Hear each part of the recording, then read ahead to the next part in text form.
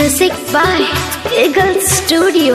हाँ हाँ हाँ, काने में बाली माथे बिंदिया सजा के, काने में बाली माथे बिंदिया सजा के मारे छे सबके आँख।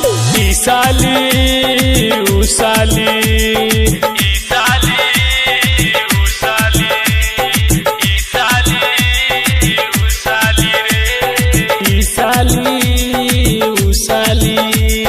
काने में बाली माथे बिंदिया सजा के, काने में बाली माथे बिंदिया सजा के मारे छे सबके आँख।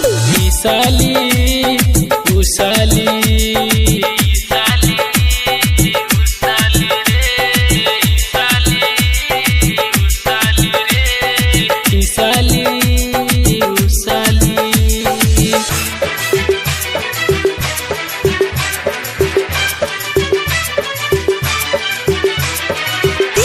मनीष रक्सौल।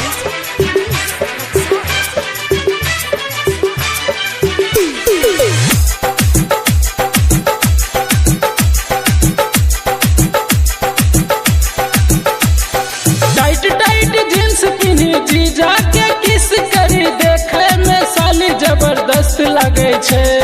लाले लाले होठ वाली गोरेलियन गाल वाली, देखे में साली बड़ी मस्त लगे छे, बड़ी मस्त लगे छे। टाइट टाइट जींस पिन्ही जीजा के किस करी, देखे में साली जबरदस्त लगे छे। लाले लाले होठ वाली गोरेलियन गाल वाली, देखे में साली बड़ी मस्त लगे छे।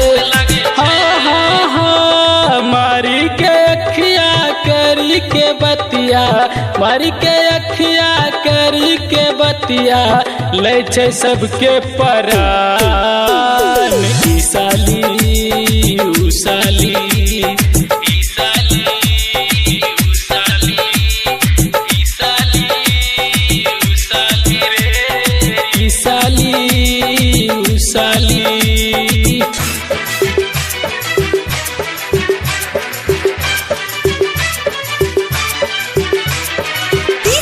मनीष रक्सौल।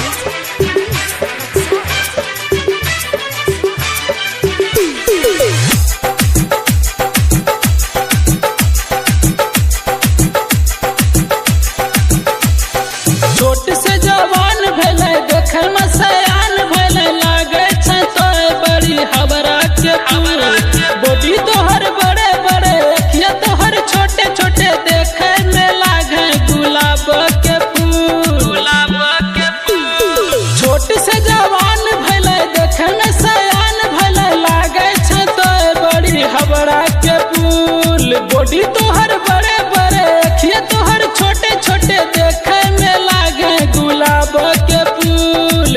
आहा हा, रूपेश दीवाना के साली, डीजे राहुल के साली करे छे बटहरा।